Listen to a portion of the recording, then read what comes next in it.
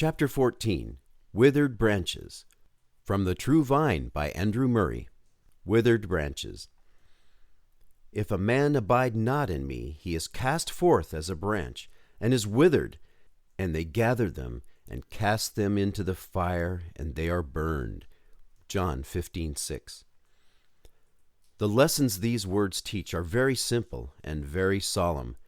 A man can come to such a connection with Christ that he counts himself to be in him, and yet he can be cast forth.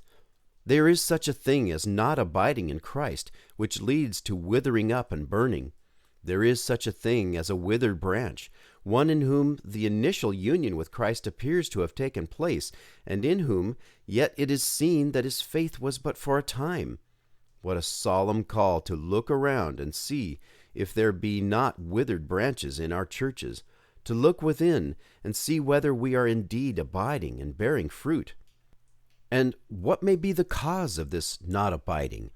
With some it is that they never understood how the Christian calling leads to holy obedience and to loving service. They were content with the thought that they had believed and were safe from hell. There was neither motive nor power to abide in Christ. They knew not the need of it. With others, it was that the cares of the world or its prosperity choked the word. They had never forsaken all to follow Christ.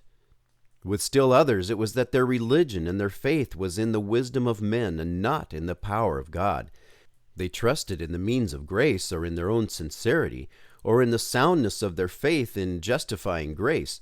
They had never come even to seek an entire abiding in Christ as their only safety. No wonder that, when the hot winds of temptation or persecution blew, they withered away. They were not truly rooted in Christ.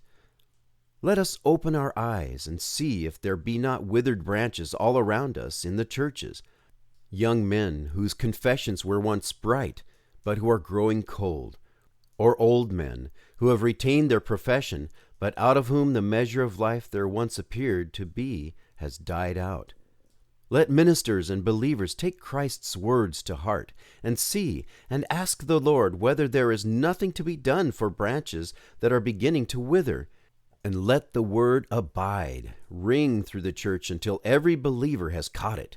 No safety but in a true abiding in Christ. Let each of us turn within.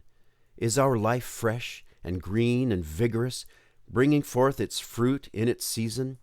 See Psalm 1:3, 92, 13 and 14, and Jeremiah 17, 7 and 8. Let us accept every warning with a willing mind, and let Christ's "If a man abide not" give new urgency to his "Abide in me." To the upright soul, the secret of abiding will become ever simpler. Just the consciousness of the place in which he has put me, just the childlike resting in my union with him, and the trustful assurance that he will keep me. Oh, do let us believe that there is a life that knows of no withering, that is evergreen, and that brings forth fruit abundantly.